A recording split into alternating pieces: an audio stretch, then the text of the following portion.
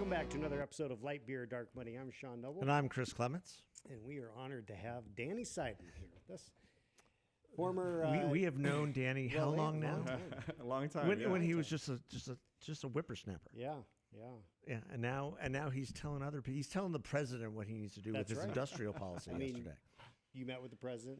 I was in a crowd where the president was. Okay. You know, I need to be humble, but no, yeah, we had a discussion around manufacturing and what the manufacturing strategy is for America and the state, and he's correcting me. I would say it's productive. No, I mean, it's he didn't like the socialist industrial policy. No, I'm kidding. This is a good conversation to have, and I was telling Chris earlier, I think I've evolved on it. Sean, I'm a free market guy. I love Milton Friedman. I love Adam Smith. Those are books I read and really influenced me. And then when you see how the world really works and what we're up against in terms of global competition, you do realize you need a strategy to address that. You need an economic strategy. I mean, America was the number one country for memory chips, back in the 80s. And then through bad policy around taxes, through what other countries were doing with, their overall regulatory environments, we lost that all. We're not going to get that back. So semiconductors is a fertile ground for us to make a strategy around. Yeah. Well, we should point out that Danny is the head of the Arizona Chamber of Commerce. And before that, you were part of Ducey's administration. Yeah, and I worked at Intel too, so full disclaimer there. But yeah. Well, so you have a pretty good understanding of it. But you were Glenn's right-hand man for a while too, right? I never worked at the chamber, but when we were in is interesting. When Ducey was governor, the Chamber of Commerce really was like an extension sometimes in office, because he was so pro-business and that was his background, that was a natural fit for us. So Glenn and I worked closely together. And, going way back, I was once the attorney at the chamber, Right. Who would have thought one day I'd run it, but yeah. Well, and you're doing a great job. So one thing that has been interesting to watch is, Glenn had a great tenure as the head of the chamber, went on to bigger, Well, he's having a great tenure in Texas too. So shout out to Glenn Hammer. Yeah, so I think you stepped right in, and I think it's gone well. Glenn did a great, this is our 50th year, and Glenn ran the chamber for 14 years, which is a long time for anyone to run a chamber, and I think he did a lot of great things. He always set big visions, had big goals, navigated through tough times, and now he's in a state that we compete with, and we like to jab at each other. Unfortunately, we lost to them in the World Series, last year, and I think I still have to wear his jersey when I go to Texas next time. So yeah, it's awful stuff. But you guys also collaborate on quite a bit. We do. I see you and doing DC visits and things of that nature, and pushing on policy with our electeds. No, Chris, you're right. In fact, the issues in the Southwest are somewhat unique sometimes. So it makes a lot of sense to team up and kind of form a regional partnership, especially on federal issues, on permitting, on EPA. I mean, we're in a war with the EPA right now, and us in Texas have a lot of the same issues there. So Glenn and I do a lot of our DC trips together. I think I'll be there with him in April. It made a lot of sense when you had Senator Sinema and Senator Cornyn who are working on stuff together. Hopefully whoever wins in our seat will have that same collaboration at the federal level going. But we do share a lot in common. We're both pro, free market, pro economic growth states, and we both have border issues that really matter to us. Yeah. Well, and so the border issue is it's something that's kind of, for a long time there was a little bit of a divide in Republican politics with the border hawks and what I'll call the mainstream. That is, well, we need to have an immigration policy that allows us to, have people come in, visas, workforce, that kind of stuff. But I think it's now gotten to the point where it's just absolutely out of control. And so there has to be some type of enforcement before we can even begin to try to fix the issue, right? And no, you're absolutely right. At the chamber, we deal a lot with labor issues and people looking for, how are we going to fill these labor gaps that we have. I think there's hundreds of thousands of opening jobs in manufacturing right now, countrywide. So we love the idea of a legal immigration process where you can get the right people in, get the people who want to come here and work and be part of the American dream. However, you can't do that to, where you jeopardize your country's security, your safety. Everyone I know has been touched by fentanyl now. Everyone I know is having some kind of horrific story of what's coming across the border. So that has to be addressed. And again, what did we see this last few months? We saw the federal government close legal ports of entry, Sean and Chris, because they couldn't close illegal entry. So that's how they do it. They shut down Lukeville. So Yeah. all the hardworking Arizonans who want to get down to Rocky Point, all the tourists from Mexico who want to come up here, we're losing millions of dollars as a result of their inability to close the illegal entry. So it makes no sense. And not to mention, and this is for Chris's Pass and half of the title of this, when you close Eagle Pass, that's vital to the beer industry. That's Yeah. a supply chain issue. So Yeah. That's a great point. Yeah, it's created just a huge mess, and the crime issue is not going away. No, it's I mean, definitely not. Yeah. The big headline over the last several weeks has been the Chilean gangs, running rampant in Los Angeles and all over Scottsdale and all over Phoenix. Chilean gangs? Yeah, Really? Gangs from Chile, Wow. going into homes, home invasions while people aren't home, taking purses, jewelry, stuff like that, supposedly unarmed, but it's. Oh, so this they're is safe burglars. well, yeah. Well, it's interesting from the perspective that the police and law enforcement are trying to emphasize they are unarmed. They are unarmed because they don't want them to encounter the wrong homeowner. Yeah. Well, they're going to, and it's going to happen. Yeah, it was just a matter of time. Chris is right. He's referring to this dinner club, as it was called, and it was South American gangs who were using drones, from what I understand, to break into people's houses, figure out when they're not there. It's a lot more sophisticated than anyone should take for granted. And luckily, we have a county attorney, Rachel Mitchell, who takes this stuff very seriously. These people are going to be charged. She's going to prosecute. She's not going to just rely on deportation or anything else. So I'm going to see her at noon today. She's going to give us an update on this. We're working on a cost of crime study on what it does to the economy, because it does matter. Oh, yeah. Public safety really does matter for our economy. So we're looking at that as well. And we've been pushing on organized retail theft for years. And again, with Rachel Mitchell, we have someone who's focused on that. I think that's one of my greatest fears for the city of Phoenix and the surrounding communities is that we get a county attorney that's a George Soros, puppet, and then all of a sudden the floodgates open. And crime is everywhere. Look at Los Angeles. Look at San Francisco. Those Washington D.C. Washington D.C. Though Washington D.C. Sean and I and Chris, you've been a lot. We've been there. We've lived there. We've seen how it's gone from this great place where you could walk around safely at night, bring your kids, and right now it's not safe. They're talking about bringing in the National Guard and everything else. It's not a good time. It's like Marion Barry, 3.0. Well, Muriel Bowser is Marion Barry 3.0. I mean, you got to just say it. Yeah. When you look at this, I think what people don't quite understand is how much, like you pointed out, how much all of this does impact the economy, in the sense that crime has real impact on economic growth, on stability, on all kinds of different aspects of our community, and it is why Rachel Mitchell's reelection is so important, because these other places, the big cities that have gotten really liberal DAs, and they're not pursuing crimes, it's just becoming a wasteland. Yeah. I mean, out of control. Well, you look at, going back to just Washington, D.C., the whole area where they built the Verizon Center and down in Chinatown, which when we were all there working at one point, you didn't go there, and they improved it. Right. The they improved convention it enough area. that I bought a condo right there. Yeah. Did They you? improved Right by the Spy Museum? Yeah, but I did. Right by the Spy Museum, Yeah. exactly. And now they're talking. There's a huge series of articles in the Spectator World, with Ben Domenech, talking about how all these gentrification efforts are now failing. Yeah. People are moving out. Yeah, well, I did.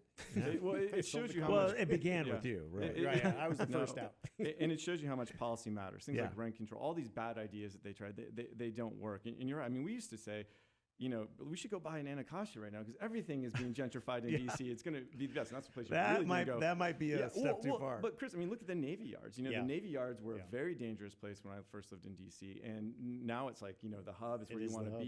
be. but they just I did. mean, AOC is there. I know, but they just did an article on the Navy Yards how it's turning back. It's getting worse. Really? Yeah. They just built all those nice All those nice and- condos and everything, but the crime there is now increasing because and what the point was, the adjoining neighborhood that was really the rough neighborhood never gentrified, and so it's spilling over into those neighborhoods now, and like Lululemon's leaving, all these different retail places are leaving, and it's becoming like it was in the 70s and 80s. It's interesting. Alyssa rented when she first went to, well, I guess she was living on A Street, but she went down to Navy Yard before. There was two buildings, and the Holiday. Let's see, I guess it was a Holiday Inn. No, it was a Courtyard. Courtyard had just opened, and then there was two buildings, two residential buildings, and she rented there. And she constantly, when she'd get a cab and she'd say where she wanted to go, the cab would be like, "Are you sure that's the right Exactly. address?" Because she was very on the very front end of the Yeah. resurgence of that. Yeah. And of course, the stadium made a huge difference. No, it absolutely did. You know, my congressman from where I was from in Florida was Congressman John Micah, and he was chair of transportation. And if you ever had to go to the transportation building, which was down in Navy Yards, especially back in 2002, it wasn't a good time. Yeah, No. It wasn't safe. Even he didn't want staff, Right. roaming around down there. Yeah. Yeah. So how do we make sure that doesn't happen here? Well, I think Rachel Mitchell's re-election is the Yeah, most That's important. one, but literally. No. I mean, it really is that simple. I don't think it's a complicated formula. We have history as a guide and a teacher. We can see what works and what doesn't. And I know it might not be popular to invoke his name, but Rudy Giuliani and the broken windows theory that he incorporated which in is New York, absolutely correct. it made sense. I mean, do you want to go to New York right now? I mean, compared to what he was able to do, we're just seeing horrific things. You know, I think about this. I want to take my kids to New York. My daughter loves shows. I would love to take her. But right now, there's things I don't want her to see or don't want to expose her to. And you just need people willing to enforce the laws. Policy matters. It really does matter. Yeah. What, as far as the chamber, what priorities are you looking at over the next year, 2 years, 5 years? How do you view what's coming up on the horizon? Well, since I came into the chamber, I feel like we've tried to be the futurist for the state, Sean. We're going to look over the next 10 years and say, what does the state need? How do we really plan for the Arizona we want in that terms of, the near 1 million people we're expected to get over the next 10 years? What do we need in terms of electricity in our grid? Grid reliability we're ranked 2 in the country right now, and that matters when you're doing economic development. Yeah. So we have to continue to accurately plan for that. We have to continue to make sure we're providing the right kind of talent incentives. And what I mean by that is, ASU is set to graduate 30,000 engineers over the next few years. That's a big win for TSMC and these companies who want to come here and want to know, can we provide that talent? Also water, which I think is a little bit more of a red herring. We're best plan for state when it comes to water in the country. We have 100-year assurance. But still, again, being smart, looking at what we're doing with ag, looking at drip irrigation technology, how can we continue to innovate and improve? So those are things we're focused on, but we also don't want to lose the momentum. You go back to the Great Recession, right? And Arizona was the hardest hit state, maybe us or Nevada, depending on how you look at it. We were the slowest to recover. So a group of us got together, and that was, you were part of that. Then Treasurer Ducey, Governor Brewer, what do we do? We needed to diversify our economy. So the creation of the Arizona Commerce Authority, right, is a big priority of ours, the continuation that's going on right now, because it was something that we looked at Department of Commerce, wasn't working, looked at what Texas was doing, and Governor Perry at the time was crushing it. He was doing a fantastic job. We knew we could do things like that, but we had to create the right entity. So we took all the best practices, and we created something that I would argue doesn't pick winners and losers. The way the Commerce Authority and the surrounding statutes work is you either qualify or you don't, and anyone can qualify. So it kind of is a level playing field that only allows for winners. That's why we haven't had a Foxconn scandal or anything like that in terms of the winners and losers argument. And it's been great, and any metric you want to use off the charts, phenomenal. And yet here we are where everything has to be political. So you have a new governor who's Democratic. You have a Republican Senate that is dismantling the agency, I think is a way to try and score points on the governor. And it's frustrating because the economy shouldn't be collateral damage for these political gains. And so we're heavily focused on that, protecting the Commerce Authority, making sure it gets through. I think we'll prevail in some way in the end. There's going to be a hearing today that no one on our side will show up for because, again, that senator, whose name I won't use, is not taking it seriously and introduced a 55-page bill that looks like it was written on crayons. I mean, it's nonsensical. Probably on a bar napkin. It blows my mind that we, on the Republican side, we tend to just cut off our nose to spite our face. We're the stupid party. Yeah, I mean, this has been an absolute huge success. Yeah. Literally, I can't think that there's only one little hiccup that I can think of, which was and it wasn't even our fault, and that was when we highlighted Elizabeth Holmes and Theranos. Oh. Very early on. Well, I mean, but even we didn't get sucked in like everyone else. Sean, if you want your elbow to be in a Netflix show, that's my claim to fame is from Elizabeth Holmes. But no, on that, if you look at what was actually done in our state, I just had to bring this up because Danny had a crush on it. No, I did not. No. I think others did for sure, but we now that this podcast is it's off the rails. So the thing with Ms. Holmes was what we did in the state, I think, is very defensible. All we did was allow people to take control of their own medical decisions. So now, and you'll notice it's different, Chris, if you've gone in for a blood test, you can choose anything you want, which I think is a good thing. Yeah. You know, I think that's a good, you know, giving people choice over their, you know, ability to get blood tests that they want. There's nothing wrong with that. But I think the celebration and the highlighting of her, which again, when you have, you know, former Secretary of States, former defense secretaries on her board. She was good. She was good. It Now, was. but I will say that what, even though she was a complete scam artist, the stuff that she actually, you know, opened up people's eyes on was actually a great thing, as you point out. No, yeah. I mean, the fact that you can go into a lab now and get whatever test you want, just ask for it without a doctor requiring it, you know, writing a script for it is amazing. We need people to be more invested and involved in their own healthcare, you know, so that I think that's really helpful in terms of what it means culturally long term. But again, that wasn't the ACA. You're right. That was someone who recognized that they had a governor who was very open to innovation and disruptors and very passionate about removing barriers for things. And so, yeah, you know, you're not going to bat 1,000 on them, but the state did no incentives or anything like that. Yeah. And the point is that I mean, the ACA was set up, and then Governor Ducey was able to, and with your help, obviously, as his staff on this, it blew it wide open. It was just fantastic to see, and I loved that the very opening gambit for Governor Ducey when he got elected was taking on this issue about Uber. The Super Bowl, you know, Glendale was gonna, or the state of Arizona had shut down Uber, and the Super Bowl was coming, and Ducey's like, that dude's fired. Boom, gone. I mean, it was amazing. It was just like instantaneous credibility with, hey, this guy is going to get shit done.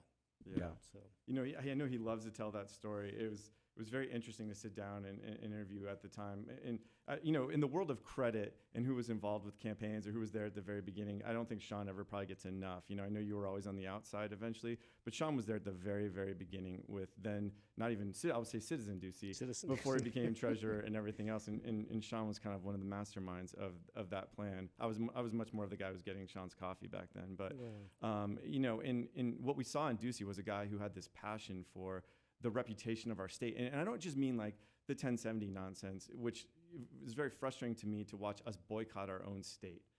Texas doesn't do that. Yeah. Texas just passed 1070. No one's boycotting it. It doesn't happen. They have that don't mess with Texas mentality. And that's what Ducey says. Like, where is that? Where's the state pride? We have this great meritocracy of a state where it doesn't matter who your parents are, where you come from. I can be governor being from Ohio like he was. And, you know, I think he was so passionate about that. And that's what he really worked towards. And we do have more of that identity now. Yeah. And I think that's exciting and a good thing. And it was fun and special to be part of it. But yeah, when we sat down to do those interviews early on with the agency heads, I'll never forget that guy, I've got a plan for them. You know, we've been issuing these tickets. We're going to do stings. And, you know, the ones of us in the room kind of looking at each other like, what? You must not have been following the campaign but, at all. So yeah, he was like, that is fantastic. You know, it's interesting the way you bring up the differences between us and Texas. I mean, I think one of the things that we have, you know, Texas is just a much older state, and there are deeper generations of Texans, right? I mean, some Texans have been there for hundreds of years, and we're a very young state in the sense that we're one of the last 48, and we're predominantly transplants. I mean, you're native, I'm native. I'm a transplant, along with 72% of the state. Yeah, right. We're unicorns. Yeah. So, but there is a sense that that Arizona, you get to Arizona. It doesn't take long to be in Arizona. I mean, you literally become an Arizonan. One tough summer, right? You're there. You're solid. Well, that's been the biggest question with all the Californians coming here is like, okay, how many summers are they going to endure? Yeah. Well, and it's interesting. We you know, one of the messages that we use when we see bad policy coming from California is don't California our Arizona. Yeah. And then we see people come here. Thankfully, a lot of the people who've come here from California are like-minded. They're not trying to import the bad stuff. Sure, there are some, but I think anyone who voluntarily moved here is. Well, if they're settling in the West Valley, they're in for a rude awakening. There's a lot of growth out there. Yeah. You know, no, there's a bunch of liberals in the West Valley. They're in for a rude awakening. Well, my point is that They you might see have to go east. Some people relocate here because of jobs from California. They might be a little bit different, but if you said, "Oh, I want to move to Arizona. I need to get out of California," then you're coming with the right mentality. Yeah, to be the hardest Arizona. thing about California is that a lot of people are stuck. I Yeah. mean, they're just stuck. Especially the middle class, lower middle class. They can't leave, and things aren't getting any better. And that to me is the most anti-American thing, right? Yeah. We don't have a system where you should be stuck. We have a system where you should always be able to climb and go forward and reward hard work. And I think that's what Arizona should be advertising, because that's what we offer. I think honestly and truly we do. But you're right. I mean, California, it's impossible. I worked in California. I worked in that legislature years and years ago when McCarthy was the leader in the assembly. And, you know, there was this mindset. I think we had 33 assemblymen back then.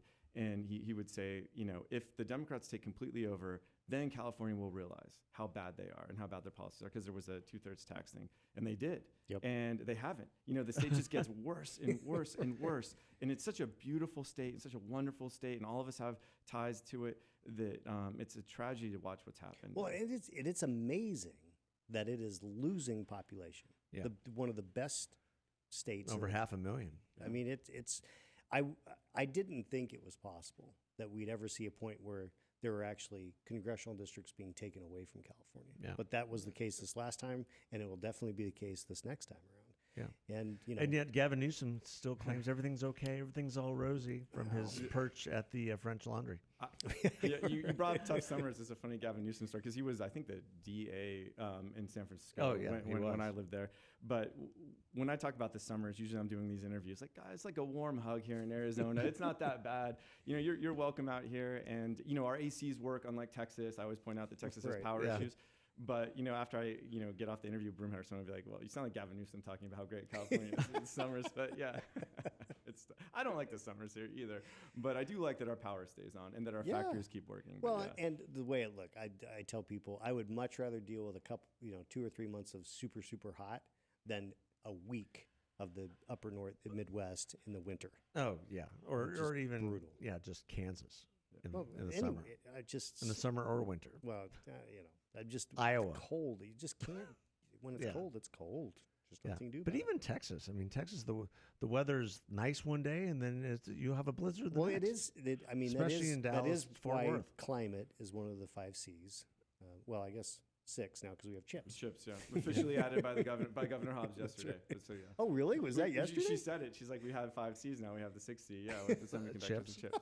So we just got to redo all the I like it, and we were saying that. Did So, she I mean, come up with that on her own? No, Or- I No, think a she lot- did not come up with that on her own. I Yeah. used to want to say, because my wife's a native of Arizona, the governor's wife was a native of Arizona, that we should have said, girls should be the next. There's like those guys because your natives here are fantastic, wonderful human beings, and so yeah, a lot of us move here for marrying wonderful people. But yeah. Yeah, That's hilarious. that is fantastic. Well, how do you see this next election cycle going? Yeah, it's a Now really, that our friend Oh, Kirsten Sinema gosh. is bowed out, I mean, what do you think of the perspective that she had that middle wide open and it was hers for the taking? It's an interesting question. I think it's something no one's ever done before in Arizona. I think it's a really hard thing to do. I think very highly of her, and I think she was someone who really did put the country and state first ahead of her own political career. And, I think she paid a price for that. Sure. I think, Yep. they attacked her nonstop. And we have good friends on the Republican side who get mad at me when I continue to say nice things about her. I'm like, I'm sorry, but, Sean, we've talked about this. We have 9 Supreme Court justices because of Yep. her. We have 100 senators instead of 104. For these people who are nuts about the elections, who really care about we didn't federalize our elections because of her. Exactly. I can go on and on and on. She stopped a devastating policy. In my opinion, helped save the republic. Yes. Absolutely. And Absolutely. 100%. We are 100% in agreement with that. And Chris, what's missing is this idea, and I wrote this, right, that she knew that it's kind of like what Reed did with the judges, the Reed rule, right? He changed the filibuster threshold for judges. Yeah. And Mitch McConnell, when he took over, made them pay for that. Yep. Wasn't the Republicans who did it, but when the Democrats did it, we made them pay. If they got rid of the filibuster, Sinema knows that they're not always going to be in control. They're not always Yeah. going to be in power, and they would suffer endlessly as a result of that. And I think, if I believe the Republicans will take the Senate this next election cycle. The House is so interesting. I don't know what happened with the House. And you talk about cutting off your nose to spite your face, all the speakership stuff and everything else. It's become impossible. I thought McCarthy did a good job and was It's not become a treated fairly. clown show. It has been, but again, we have real issues that need to be addressed. Not just the deficit, not just the border, but the greatest thing to talk about the far right people who claim they're MAGA Republicans. Well, one of the biggest policies that Donald Trump passed as president was the Tax Cut and Jobs Act, which lowered our corporate income tax rates to make us competitive with the world, which led to a lot of this onshoring and manufacturing, more so than chips and science and everything else. That universal lowering of the corporate income tax was a huge win for our state. That hadn't been done since Reagan, and he did it better than Reagan. Right. So that's set to expire in 2025. We need to get in there. We need to fix that. I hope we'll elect people who'll do that. Oh no, Joe Biden wants to raise it 28%. I saw Yeah, that. $7 trillion is spending. I don't know how people ignore history. If I were to ask you what's the fastest growing industrial European country right now, the answer would be Ireland. And Ireland has the lowest corporate income tax. I quote him all the time. Walter Wriston, former president of JP Morgan, said that capital goes where it's most wanted and stays where it's most welcome, right? And then that's so true. You have to create the right environment, and by capital we mean investment, we mean people, we mean all of it. You have to create the right environment for them. They have to show them that they're welcome when they get here, and you have to continue to make them feel wanted. And we don't do that by raising the corporate income tax rate. I mean, it is such an obvious difference in the way that the worldview with Democrats wanting to just tax and spend out of oblivion. I mean, they just and then they wonder, why isn't it going well? You know? I mean, it's just it's astounding. Republicans are the stupid party, and Democrats are the dumb party. I mean, they keep trying to outdo each other in terms of their complete and total competence. Yeah, and I think that it will be.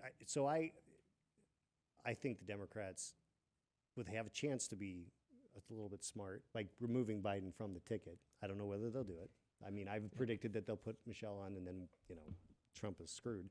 But if they stick with Biden, Trump's going to win, because RFK Jr. is going to be on the ballot here, Nevada, New Hampshire, Georgia, maybe Michigan. I mean, that's enough to completely. Yeah. So we weren't there at the Intel thing yesterday. So any Bidenisms you want to share? No, with I mean, us? he didn't wander off the stage and go kiss a baby or anything like that. To be honest, I was hoping for some big ones. No. I mean, he. Did he know where he was? Yes. It's good. Look, when he's in the sun, he's in the sun. He's got his glasses on. Yeah. It was funny because the rule for us was we weren't supposed to wear suits, and it came from the White House because they thought it would be too hot. And I think it was like 75 degrees. I'm like, this is not hot for Arizona. But no. It was fine. It was a good announcement. My biggest issue that I'll take with it was there was all this focus on unions and how this was great for unions. And I think that's a mistake. I know that's pandering to a base. Right now, I think there's a great relationship with the trades that the companies build on their own. But union membership, despite this moment they're trying to create, has actually never been lower. So they have to figure out their own value proposition on and this side. It's plummeting. It's plummeting. And, that's why we had an effort. We're still proudly a right-to-work state. And Chris, though, we had a group from San Francisco trying to get that repeal on the ballot. And, I mean, we raised around it. We were active. We were going to make it as hard as possible. It doesn't look like they'll qualify, but that doesn't mean that they won't be back. And you're right to work in our Constitution since 1947. First campaign from Barry Goldwater was to put that in there. That's right. And it's our DNA. Michigan got rid of right to work, and they're paying a price for it. So it matters. Again, policy matters. Yeah, now we need to make sure that we keep our primary system the way it is. I don't think, and Sean and I bonded over this years ago, right? Because we worked against Top 2 together. That's right. That was myself, now Supreme Court Justice Bill Montgomery. But anytime you think you can change the process to fix these problems, it doesn't work out. I would agree. No, look at California. Look at California, look at Alaska, look at Louisiana. It doesn't work. I mean, those hardline bases are still the strongest voting bloc, and they tend to carry people through. I think it's a noble effort. Don't have an official position from the chamber on it, but I would say that we're very cautious of attempts to change the process. Yeah. It hasn't seemed to work. I admire people for trying, because we do have people who aren't representing all of us. And, Sinema would have been the case study. She's someone I think who sought to represent more of everyone. We definitely didn't agree with everything she said or did, but by and large, she was always willing to meet. She was always willing to listen to concerns, and if she can make something better, she would. She's been great on the EPA issue. Yeah. She's not stopping. Even with not running, she's still leveraging whatever she can to get the best deals for the state. So I give her a lot of credit. Yeah, that's why she needs to come on this show. She should. She would be a fantastic guest. She's very smart. She has a great personality. I think her passion around the comedy of the Senate reminds me of Senator Kyle. You know, it's the only other person I've ever heard talk about as much as her was him. And I think she's been done a disservice by the media, Absolutely. who will miss her now. Yep. Now that they'll get, you know, who they get. Both are very pugilistic. We know both of them very well, and I could say good things about both or bad things about both. But we're waiting to see what happens right now. Yeah. The entire election in that regard will be about addition, not subtraction. Well, we'll see. On both sides. And one thing that Kirsten really did well overall was practice the art of likability. Well, and I mean, it's, that will be front and center in this election. She understood elections 101, which was first, be decent. Be just a decent. You have to have. You be have nice. To, you have to be nice. Be nice. Being the mean girl does not get you anything. Nope. So, or the mean dude. Yeah. I think the likability thing really matters. You know, the old Barstool test, axiom. I think it's still true. I think it's almost been proven. Who would you rather have a beer with? Well, are you talking about cinema? It's a hard one. Yeah, you're talking about if you're talking about Congressman Gallego or Carrie Lake. I think they'd both be fun. I've had beers with Ruben in the past. I think they'd both be fun in their own way, and they've got good personal stories. Oh, I've had a beer with Ruben. Yeah. We've done trivia in the Dumpy Democratic Club, DC. No, he's kind of the opposite of Sinema. I'll say this about him. If you go back to his time in our state house, he voted for a couple tax cuts. He was good on some public safety issues. He actually wasn't a terrible chamber voter way back when. Then when he got to the House, he became much more progressive. Yeah, it was they had absolutely divergent. They went the other way, and so we'll see what happens. You know, I'm not one of those people like a leopard doesn't change his spots. In politics, people evolve all the time. Yep. So we'll see what the evolution looks like. I hope we're seeing it, with both the Republican side right now and the Democrat side, realizing that things like the economy matter, maybe the deficit matters. We need serious people who care about governing to get these stuff done. And I think that was probably what did Cinnamon was the way she was kind of probably sold out on the border bill right at the very end. I think she gave that a really good effort. Yeah, that was her Hail Mary. Yeah. And that's a good testament to what happens now. Before that thing even got released, we were having to answer questions about what was supposedly in there. Right. And so it was dead before it ever got a chance. And I've heard a very smart congressman say they think because there was foreign aid funding in that bill as well, that some of those other countries were kind of feeding into the social media cycle to stir up a lot of opposition with, irrational questions and points of the bill. So, well, I mean, the thing that people have to understand, and this is particularly the people on the right, is Russia has been screwing around with America since the 1950s. Oh, yeah. And they have been injecting themselves in our elections since then, or attempting to. I mean, this is nothing new. It's much more sophisticated because of the way that, communication has changed. But this is nothing new. And so people who, like Tucker Carlson, who are Putin apologists, have just completely lost sight of what the real threat is to to America. Yeah. And it's just maddening. On that one, I agree. The isolationism I don't completely understand. Obviously, I have a lot of passion around Israel, and so it's been very stressful to watch our country again not even staking out a consistent position. Seem to waffle based on what's happening, maybe with I think their polls are or whatever else. And I'm really proud of people like Governor Hogan, who's now like way up in the run for a Senate seat. Oh, yeah. Very exciting. He's been steadfast on support. Yeah, for the Israel. Democrats didn't see that coming. No, you gotta love that. He's somebody. But who then cares you about gotta governing. be really disappointed about Chucky Schumer. I am. and stepping right in it. I don't. Again, it's Chris. It's weird. I just don't understand. I was in international relations majors. What I was really passionate about. It used to be what I want to do. There's no coherent philosophy for what what's our doctrine now. Right.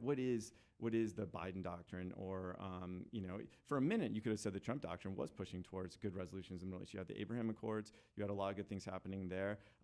This thing between Russia and Israel. Yeah, it's all connected. And then this push to paint Trump as like some anti-Semitic is just ridiculous. It's one of the most ridiculous things I've seen. It won't work. He's one of the most pro-Israel presidents, if not the most. Well, that and we've had. it is. He was. I mean, the fact that he moved the capital to Jerusalem. I mean, the embassy. The embassy did.